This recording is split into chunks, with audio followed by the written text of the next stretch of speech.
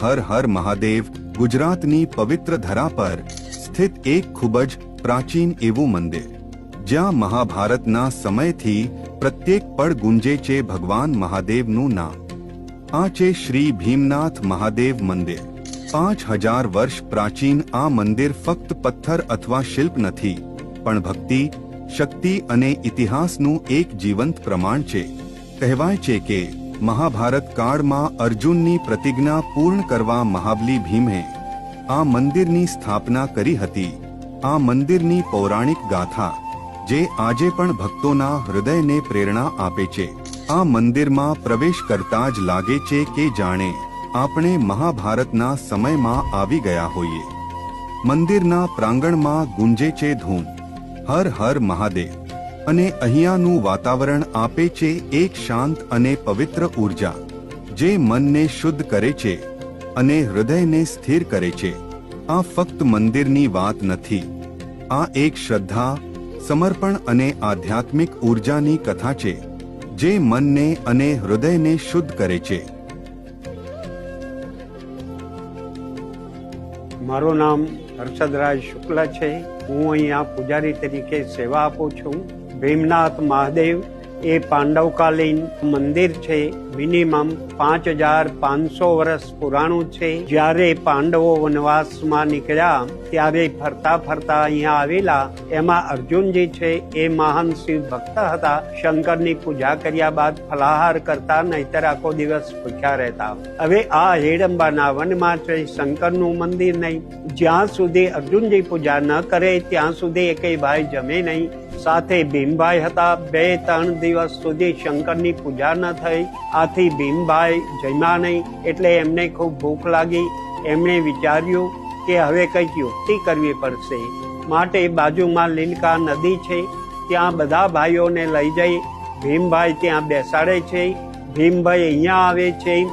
આ વરખડાનું ઝાડ છે, તેની નીચે એક પાષાણનું પિંડ બનાવી મૂકી તેના ઉપર જળ, બિલ્લીપત્ર, જંગલી વનસ્પતિ વગેરે ચડાવી પૂજા જેવો દેખાવ કરી અર્જુનજીને કહે છે કે ચાલો ભાઈ, મેં શંકર ગોતા છે, કોઈ તાજી પૂજા કરી ગયો છે. અર્જુનજીમાં શ્રદ્ધા, વિશ્વાસ અને ભક્તિ હતી. અહીંયા આવી પૂજા કરી. માની લીધું કે મારી પૂજા શંકર ભગવાને સ્વીકારી છે. ત્યારબાદ બધા ભાઈઓએ ફલાહાર કર્યું, જમ્યા.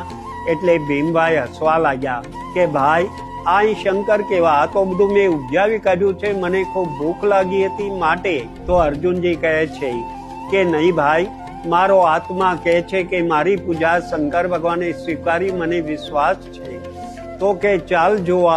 અહીંયા આવી ભીમભાઈએ પથ્થર પિંડ જે હતો એને ખૂબ ઊંચો કરવા માટે મથ્યા, પરંતુ જમીન સાથે ચોંટી ગયો.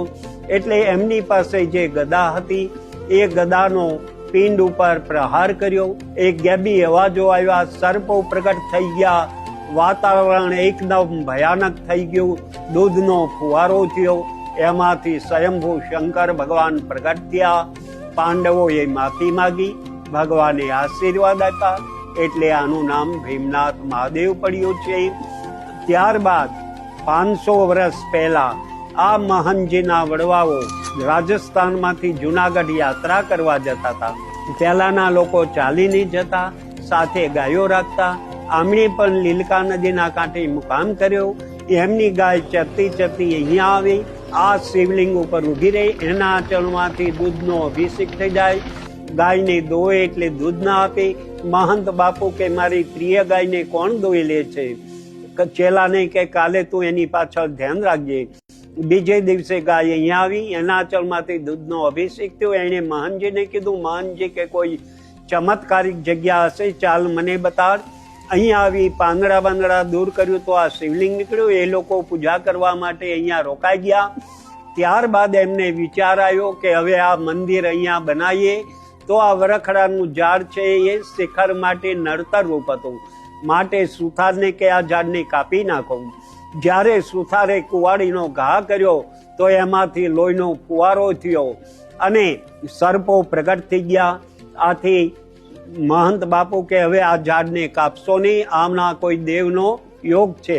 એટલે કાપવાનું બંધ રાખ્યું. આ ઝાડમાંથી ચૈત્ર માસમાં ગ્લુકોઝ ખાંડ જેવો મીઠો પદાર્થ હાલમાં પણ જરે છે, લોકો પ્રસાદી તરીકે લે છે. આ સમગ્ર સ્ટોરી શ્રી ભોળાનાથ ભીમનાથજીએ મહાનજીને સપનમાં આવીને કીધેલી છે. અહીંયા અન્નક્ષેત્ર ચાલે છે, ચાનો પ્રસાદ ચાલે છે. મહાશિવરાત્રી, ભાદરવી અમાસનો મેળો વગેરે મોટા મોટા તહેવારો ખૂબ ધામધૂમ તરીકે ઉજવવામાં આવે છે. આ ભીમનાથજી દાદા સૌની મનોકામના પૂરી કરે છે.